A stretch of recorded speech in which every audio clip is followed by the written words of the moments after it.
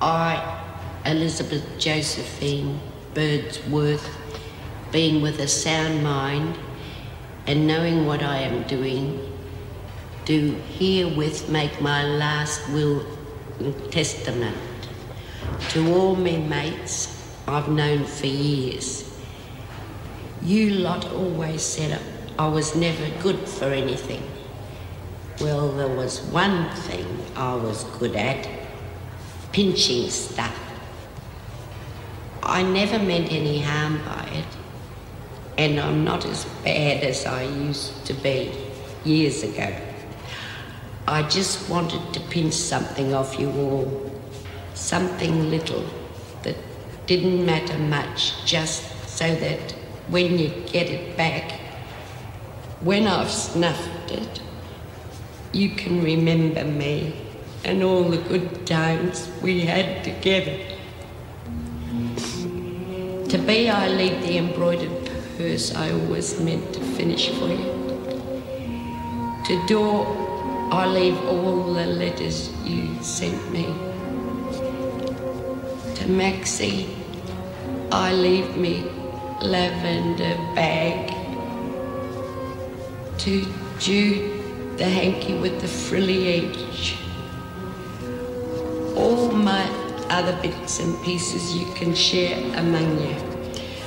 I'm sorry there is not much, but when you've spent as much time inside as I have, you find you haven't got much to show for it.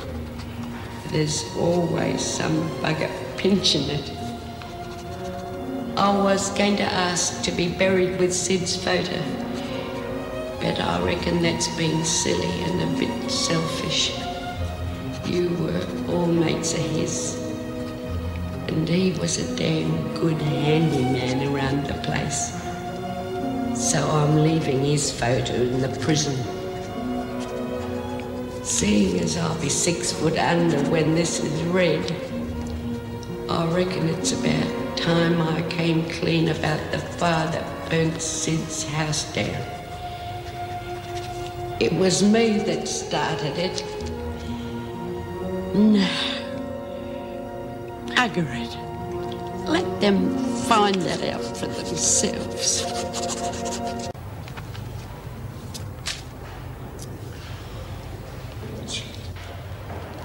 Is that you, Mrs. M? Yes, Lizzie, it is. What is it? Can you do me a favour? Oh, I think so.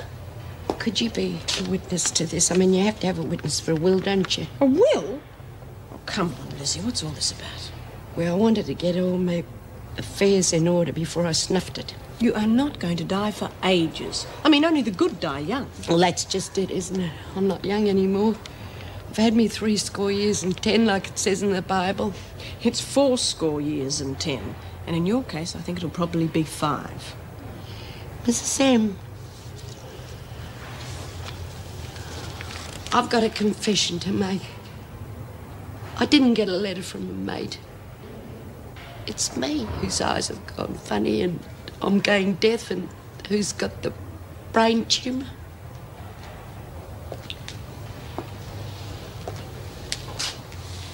How long's this been going on? Oh, my eyes have been going funny for ages, but it's only the last couple of days that I can't hear properly. Well, why didn't you tell the sister? Well, there was no reason for it. There's only so much medical science can do, and when you gotta go, you gotta go. Lizzie, if you feel up to it, I think you ought to go and do some light duties in the laundry. I mean, it's silly moping around here on your own. Yeah, I suppose so, if you say so. And I'll speak to Mrs. Davidson and arrange for you to see a doctor. No point in that. Now, come on, Lizzie. Don't be silly. Of course there is. Does Bea know about this? No, and please don't tell her. I don't want anyone feeling sorry for me. All right, then. Now, off you go.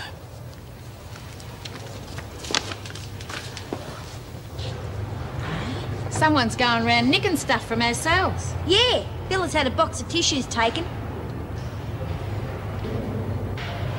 Oh, come on, you lot. Knock it off. I told you, she's on to us. What are you talking about? You see, Bea, we got a hook. We win the bet. What bet? Come on, what's going on here? It's just a gag, Mrs. M. Now, come on, Lizzie, tell her. I I don't know what you're talking about. And half the time I can't hear what you're saying. Now, what is it, Bea? It's just a joke, Mrs. M. Some of the women wanted to get back at Lizzie because she was playing practical jokes on them. Yeah, so we kidded her she was going deaf. Yeah, we really had a hook for a while. Wonderful. That really is very, very funny. Your joke has driven Lizzie into believing that she's got a brain tumour and is about to die any minute. She's even made out her will. Well, honestly, I thought you twigged, Lizzie. Oh, God, I'm sorry, love. Gee, Lizzie, we never meant for that to happen. It was just a gag. It's all right. Doesn't make any difference. Still got me headaches and my eyesight's going. I won't be around much longer. Come along, Lizzie. We'll go and see Mrs. Davidson about getting you to hospital. Yeah, Mrs. M, but if I'm gonna go, I want to go with me, mate. Oh, come on, you silly old bugger. Now, you're not going to die. It was me who pinched your stuff. I wanted something to leave you all in me will. And I wanted you to have something to remember me by. So if you wanted it, it's all up to bed.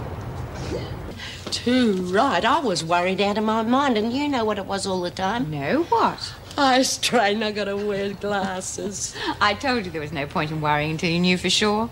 Yeah, I suppose that's what was causing the headaches. I don't have to wear them all the time, only for watching TV and reading. And he tested me ears and he reckons that I can hear better than most people. I never doubted that for one moment, Lizzie. Could I have a copy of your report, please, Mrs. Morris? Certainly.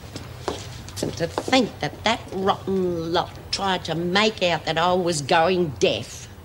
Yes, well, it wasn't a very funny joke. Oh, I can't blame them, really. After all, I did try to stir them up with all the gags I was playing on them. Yes, well, I just hope everyone's learnt their lesson.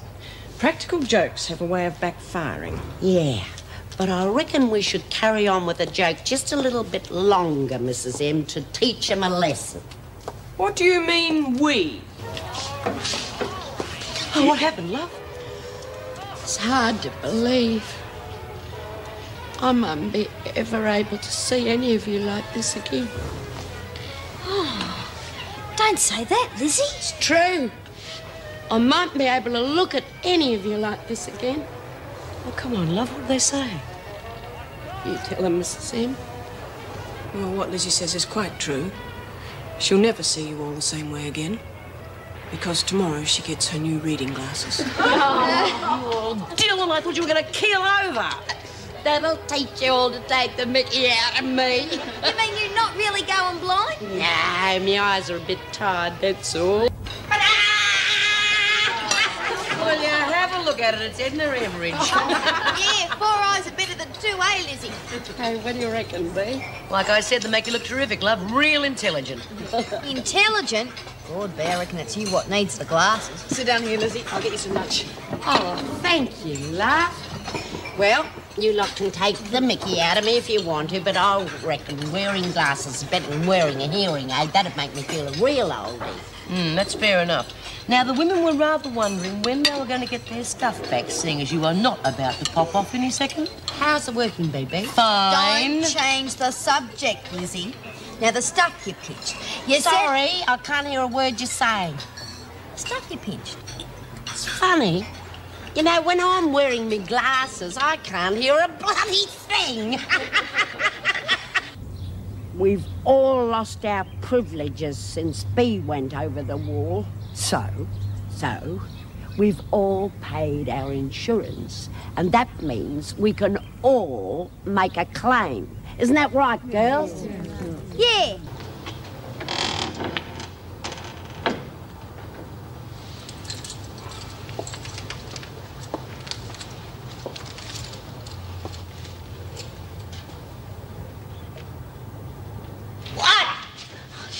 Squeak Birdsworth. What the hell do you think you were doing this afternoon? Nothing, Miss Ferguson. You were trying to embarrass me in front of the Deputy Governor. Yes.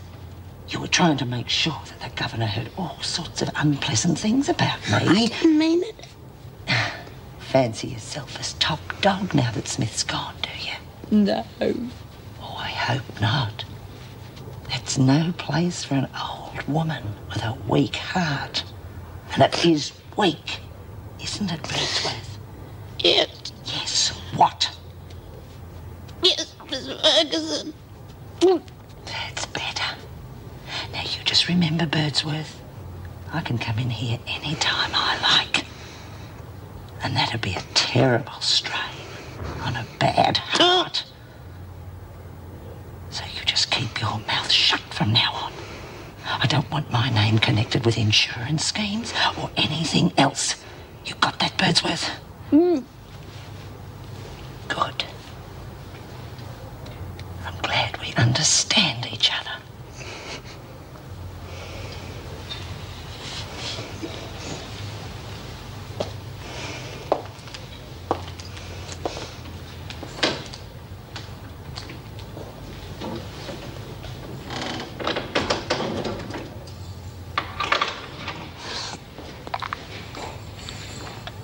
Maxie. This is terrific, Lizzie. What do you reckon you'll ask for next time? Couple of new dresses, a mint coat, and maybe a bikini to wear during my exercise period. What about you? I reckon I'll ask for a blow-up Mel Gibson doll. Oh, yeah. I think I'll have one of Gary Cooper. Who's Gary Cooper? Well, he's almost as masculine as a freak, only twice as pretty. And how would you describe the disciplinary treatment in here? Well, would you say it was harsh, lenient, necessary, or perhaps sometimes unwarranted? Yeah. Well, perhaps it depends on the magnitude of the misdemeanor. Yeah. Well, tell me, are you allowed hobbies or sporting equipment during your recreation? Oh, yes. Well, I mean, we do now. We've never had it so good. This last week's been bonza, but you should have been here before that. All we had was a rotten old ping-pong table. Why did they pick those two of all people? Now, you will all behave in a civil manner and speak only when spoken to. And there will be no smoking while the Major is here, understand that? Did you say Major, Miss Ferguson? That's right, Birdsworth, Major. And you will address him, if you must, by that rank. Is he a Salvation Army Major? No, Birdsworth, he is not. Well, this is the laundry section. Good afternoon, ladies. Oh, I thought you were a Salvation Army Major. Birdsworth. That's quite all right, Mrs. Birdsworth, Elizabeth Birdsworth. No, actually, I'm a retired army major, Mrs. Birdsworth. One of the boys in khaki. Oh. Lizzie's one of our long-termers. She's almost part of the place. Oh, I take it then that you're in charge of the laundry. No, they wouldn't put me in charge of a chicken coop. Not that I blame them. This is Bea Smith. She's in charge. Miss Smith? Oh, how do you do, Major? Well, don't let me stop you at your work. I am quite sure that you're very anxious to get back to it. Excuse me, Mrs. Powell. I think they might be ready for us in the dining room now. All right. Major Ferguson? Goodbye, ladies. And thank you for your time. Bye. Can't you ever do anything you're told? You do not talk to a major like that. Now get back to work. All of you. God, would you get on the freak? Anyone would think we had God on a tour of inspection. Yeah, but did you cop on to what Powell called him? Major Ferguson. Maybe he and the freak are related. No way that those two could come from the same family. You could tell he's a real gentleman. Hey, come back, Major. Lizzie's got the hots for you. Don't be such a dirty little bugger. He wouldn't bloody believe you anyway. He could tell that I'm a lady.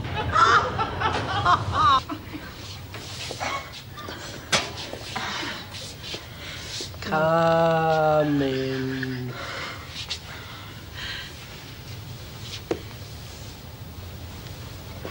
I am Madame Lizette, the mystic maiden from... Yeah, I know, Malakoda. How do you know that? Oh, I'm psychic.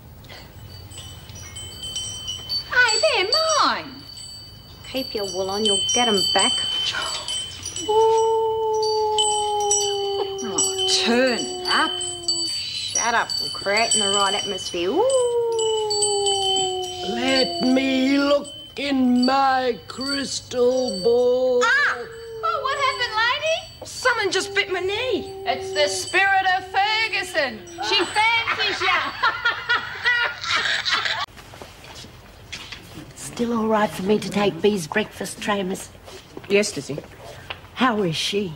She was so crook this morning, she gave me the willies. My love, it's all right now.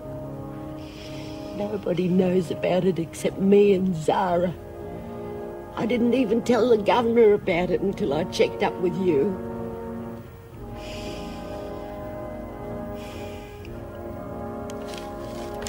You're a good mate, Lizzie. You did right. But there's just one other thing I want you to do for me. Oh, but Mrs. Reynolds, you should have heard her. It's tearing her apart to think that she's hurting Debbie. Oh, you know how her mother feels, Mrs. Reynolds. Oh, I'm sorry, Mrs. Reynolds, but I'm just scared that Bee'll never get better if we don't ease her mind. She's got it into her head that if she doesn't say she's sorry to Nola, she'll lose Debbie forever. So we gotta help her. All right, Lizzie, now calm down. I do think it would help all concerned if we allowed the visit, Mrs. Reynolds. All right, but make sure you're present, Mrs. Morris. Now, off you go, Lizzie. You've got a lot of work to catch up on. Oh, good on you, Mrs. Reynolds. Your blood's worth bottling.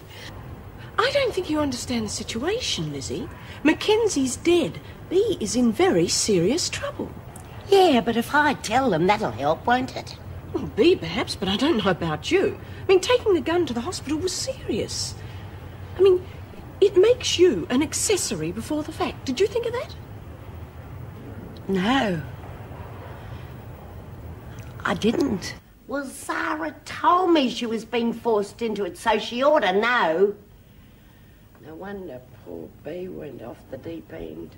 And who did you say was forcing her? Mackenzie and the freak, of course. Your Worship, I object. This is complete hearsay and contradictory to Miss Moonbeam's testimony. Well, it's the truth, and Zara wasn't going to admit it because she was afraid of what the freak might do to her. Order. You must address your evidence to defence counsel or the bench only. Objection sustained. Therefore, the court has decided that there is a prima facie case for murder against the defendant Smith, and one for accessory prior to the murder against the defendant Birdsworth. Both the accused will be committed for trial in the Supreme Court on a date to be fixed.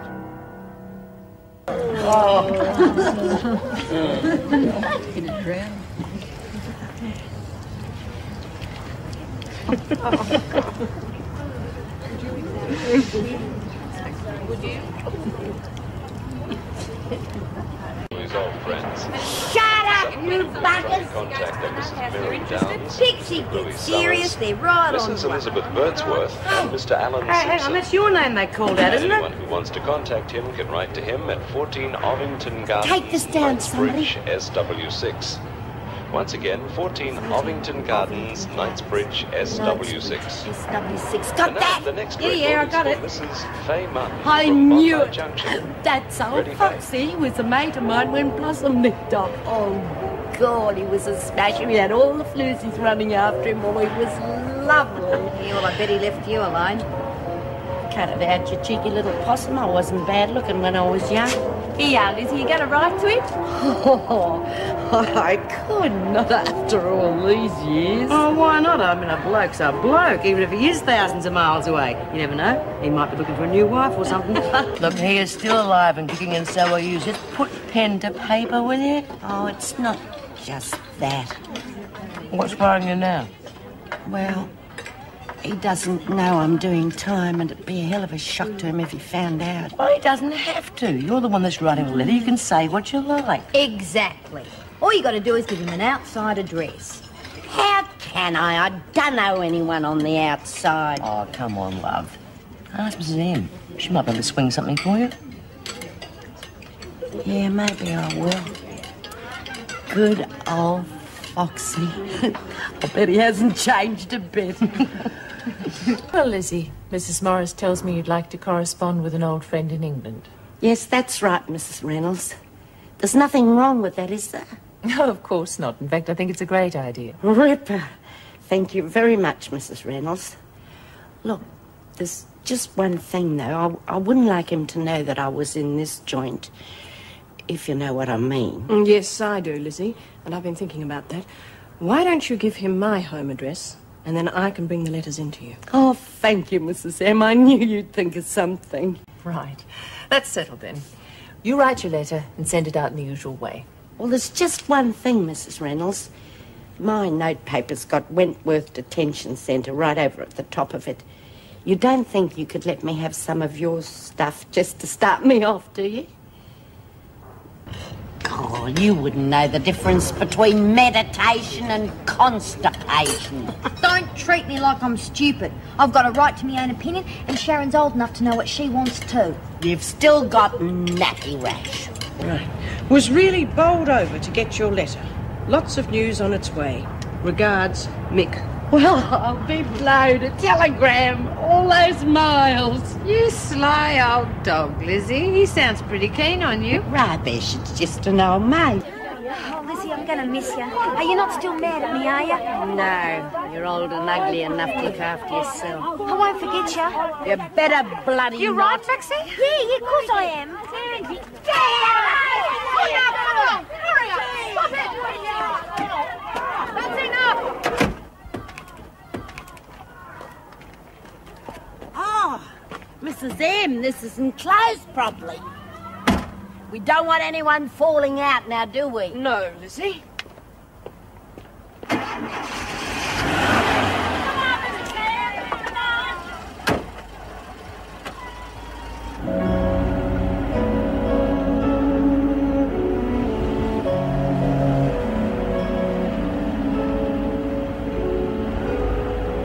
He sent me a photo. It's Foxy. My goodness, Lizzie, he's a pretty swanky-looking fella. Yes, he looks very nice. What's the matter? Why so down? I wouldn't be unhappy if a bloke like that was writing to me. Oh, he's gone all posh. He's even signed himself Michael J. Lawson. Well, he's probably still the same bloke underneath. Now, come on, what does he say? He says he got married in England and he's been living there for the past 30 years and that he's missing all his mates. And that he wants me to send a photo in me next letter.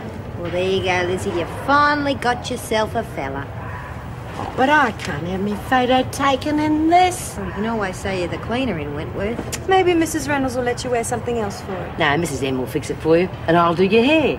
When we finish with you, you look like Lady Birdsworth. Just here it'd be all right, I reckon. Among the bushes. Makes it look like a real park or something. Right. It was nice of the little receptionist to lend me a coat, wasn't it? Yes. Do you think perhaps you could do up a couple of the buttons, Lizzie? It might make it look a little more snug. Oh, righto, Mrs. M. Oh, could you try and look a bit more natural, Lizzie? Oh, good. It's hard, Mrs. M, in front of the camera. I don't know what to do with me hands. I know. You come and have your photo taken with me, Mrs. Bowles. Oh, certainly not. Good idea. Might help Lizzie to relax. All right. Don't take all day, though. I'm on a break. Oh, what about the uniform? I'll bite. What about it? Good, yes. Making wonder what I was doing with a screw. Here, Mrs. Powell, you put this on. There.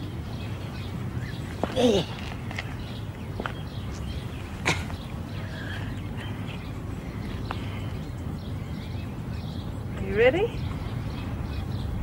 Far ahead, Mrs. M.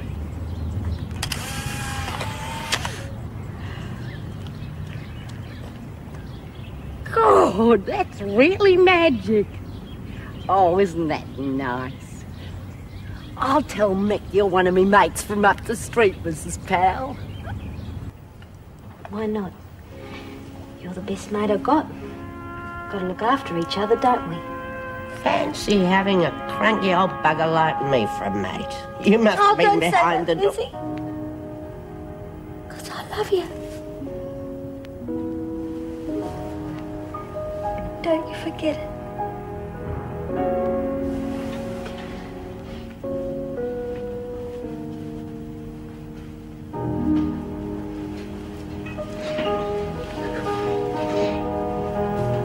Announced that they were no closer to finding the second person involved in the factory robbery at East Trentham last night. Maxine Daniels, a recent escapee from Wentworth, was shot dead while leaving the premises. Maxine. 2 escapees from Woodridge Oh, no. are still at large. Oh, no, no, Police found a car Maxine. believed to have been used Oh, no, what have they done here, Maxine? Maxine! Oh, Maxine!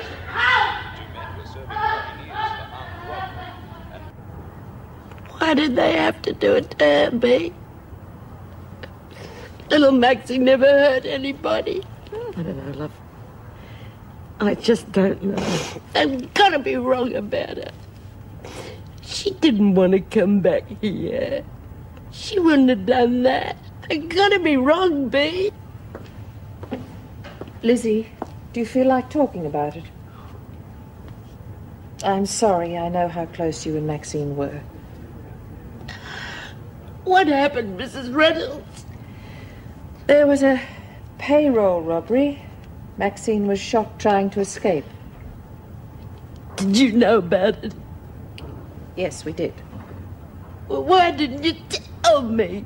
I had to hear it from a bloody radio station. Why didn't you tell me, Mrs. M?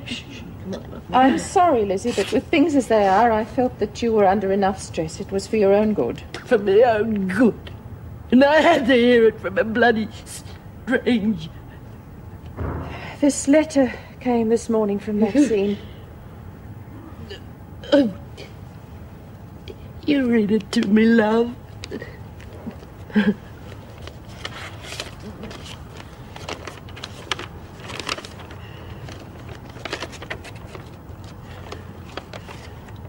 Dear Lizzie, this is just to let you know I don't forget my old mates. I know you thought I must be bonkers breaking out. I reckon I would have gone crazy if I'd stayed inside much longer. See, there's so much I want to do. But if I'm cooped up inside, I'll never get me chance. This time, though, I'm going to do it the right way. Get a job, find a nice place to live. Who knows, I might even find myself a bloke and get married. Guess stranger things have been known to happen, eh? I don't want you to worry about me, Lizzie. I reckon I'm on the right path now. Being broken by yourself is the hardest part. But now I met this real beaut girl and she's called Tinkerbell. I reckon she's going to be a real good mate. But don't worry, I won't forget all my mates in Wentworth. Just thought if I do get married, I could have kids. Hope the first one's a girl. If she is, I reckon I'll call her Lizzie. Anyway, I reckon that's me lot for now. I really am going to miss you all. Especially you, Lizzie. I love ya. Maxine.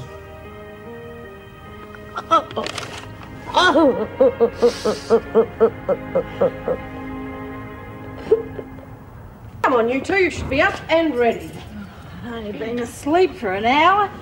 Lizzie's been grumbling all night. It's like sleeping in a railway shunting yard. Come along, Lizzie.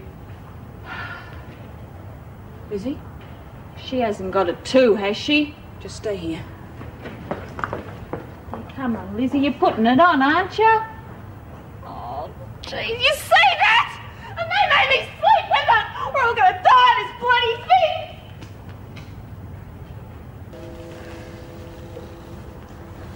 How is she, Doc?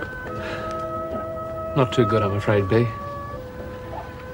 With Lizzie's heart condition, all we can do is wait and hope. Oh, come on, love. Lizzie, come on. You silly old bugger. That heart's too big to throw in the towel now.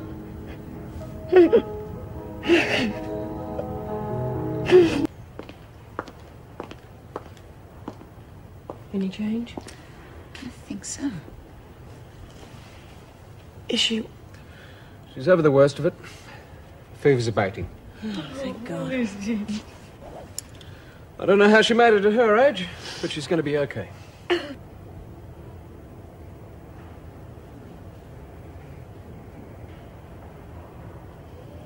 Hello, P.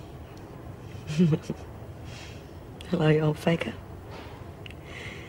Now, when are you going to stop bludgeoning and get out of that bed? Oh, get away with you.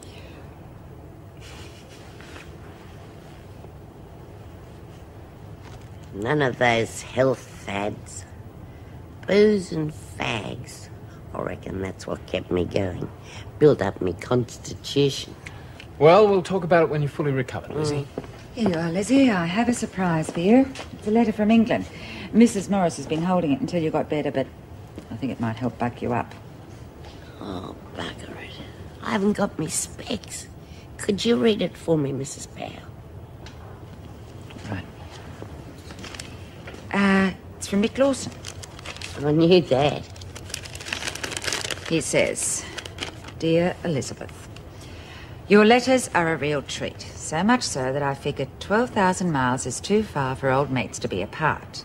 He's a real charmer, that one. Next month I have to make a business trip to the east, and since it's only a hop, skip and jump from there to good old Aussie, I've decided to pop in and see you and that family of yours. What do you think of that? God. No, he can't. Now what am I going to do?